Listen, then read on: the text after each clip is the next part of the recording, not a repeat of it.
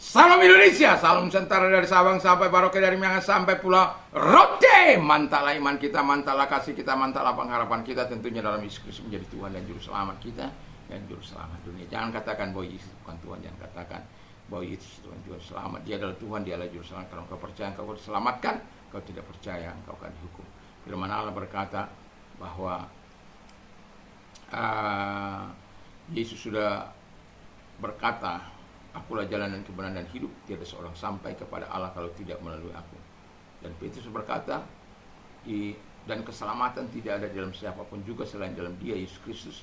Karena di bawah kolong langit ini tidak ada nama lain yang diberikan kepada manusia yang olehnya kita diselamatkan. Dan karena begitu besar kasih Allah akan dunia ini, sehingga Ia mengaruniakan anaknya yang tunggal, supaya setiap orang percaya kepadanya tidak binasa. Mantap.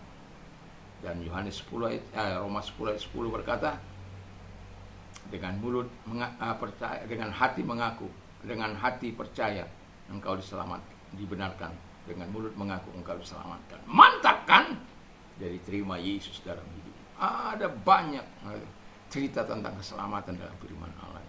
Dan saya berdoa supaya kita menerima yang terbaik dari Tuhan. Dan selamat malam bagi kita semuanya, sehingga kekuatan Tuhan, kekuatan firman senantiasa menyertai kita semuanya. Dan Tuhan Yesus memberkati. Dan biarlah kekuatan daripada Tuhan itu menyertai kita. Dan jangan lupa untuk berdoa dan menyampaikan segala kebaikan dan kemurahan Tuhan di dalam nama Tuhan Yesus Kristus. Mari kita berdoa. Terima kasih, kami percaya padamu bahwa ada saat-saat yang bersama dengan Tuhan dan melihat segala kebaikan Tuhan bekerja dalam hidup kami. Dalam nama Yesus, amin. Saya akan baca Matius 11 ayat 28. Marilah kepadaku semua yang letih lesu dan berbeban berat, aku akan memberikan kelegaan bagimu. Ya. Ini saat bersama Tuhan, temanya saat bersama Tuhan bagian kedua. Saat engkau susah, berbeban berat, menderita, menangis mungkin dalam hidup ini, yang pasti yang Tuhan telah, ya ini yang pasti Tuhan telah mengundang Anda untuk datang kepada Dia. Ada orang, saya sudah berdoa, saya sudah menyerahkan kepada Tuhan, tapi Tuhan tidak menjawab saya.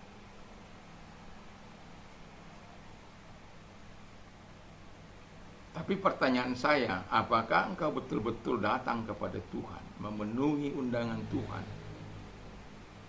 memenuhi apa yang diharapkan Tuhan kepadamu, sehingga betul-betul engkau menerima kelegaan itu? Karena Tuhan, firman Allah berkata, kalau engkau memenuhi undangan Tuhan itu, Dia sudah berkata, marilah kepadaku, hai kamu yang letih lesu dan berbeban berat, aku akan memberikan kelegaan bagimu. Dan itu garansi Tuhan, itu pasti Tuhan berikan kepada setiap orang yang meletakkan seluruh bebannya kepada Tuhan. Apakah Tuhan mau pekerjaan yang berat? Dia nggak ada bagi Dia bagi pekerjaan berat. Kita yang merasa berat, kita yang merasa penat, kita yang merasa lelah. Itu sebabnya dia mengundang kita agar engkau mendapatkan kelegaan, agar engkau mendapatkan pertolongan, agar engkau tidak menangis lagi, agar engkau tidak merana lagi dalam hidupmu, melainkan engkau melihat kebaikan demi kebaikan Tuhan yang sedang kau nikmati saat bersama dengan Dia. Yang kedua, kata firman Allah ialah, saat engkau berdoa, Tuhan pasti memberi. Markus 11 ayat 24 dan Matius 6 ayat 6 dan 7. Tadi pagi saat engkau meminta, Tuhan memberi. Saat engkau berdoa, saat engkau meminta, Tuhan pasti melakukan. Ya. Jadi saat engkau berdoa, Tuhan pasti memberi. Walaupun itu hampir sama ya, tapi bagian kedua ini saya juga memasukkan itu, yaitu di dalam khususnya dalam Markus 11 ayat 24 dan Matius 6 ayat 6 dan 7. Kalau meminta, saya memasukkan dalam Yohanes 14 ayat yang 13 dan 14. Dan yang mau saya katakan adalah kita berdoa. Ada banyak orang berdoa setelah jatuh, setelah lumpuh, setelah mengalami sakit, setelah mereka menderita, setelah mereka mengalami masa-masa yang sulit. Tapi ketika mereka tenang-tenang, mereka berada dalam hal yang terbaik, mereka lupa berdoa kepada Tuhan. Mereka tidak berseru kepada Tuhan. Aneh, ya. Jadi kalau kita sepanjang hidup kita memang harus berdoa. Bangun pagi-pagi, nyatakan segala permohonanmu kepada Allah dalam doa dan permohonan dengan ucapan syukur. Supaya apa? Kita tidak khawatir, kata firman Allah. Kalau engkau meminta, Tuhan akan memberinya. Kalau kamu berdoa, Tuhan akan menjawabnya. Jadi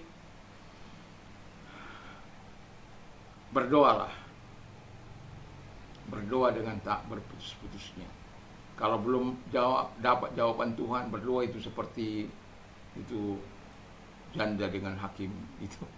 Hakim yang lalim itu yang dibilang dalam Lukas 18 itu. Bayangkan, hakim ini nggak takut siapapun. Nggak takut juga Tuhan dia. Bayangkan bayanganmu. Dia nggak takut Tuhan, nggak takut siapapun. Tuhan aja nggak ditakuti, apalagi manusia. Tapi karena wanita ini menyesakkan aku, maka baiklah dia jawab. Haleluya. Itu Anda bisa bayangkan, wanita ini sudah lihat schedule-nya melalui, mungkin dia tanya tetangganya tentang apa ini atau ajudannya, kemana dia hari ini, dia main golf, dia ada di sana. Ada main golf nggak ya? Oh, dia lagi ke kebun. Oh, dia lagi memutuskan perkara di sana. Dia datang kemana saja orang ini, hakim yang lalim ini. Ada dia di situ. Belalah perkaraku, Pak Hakim.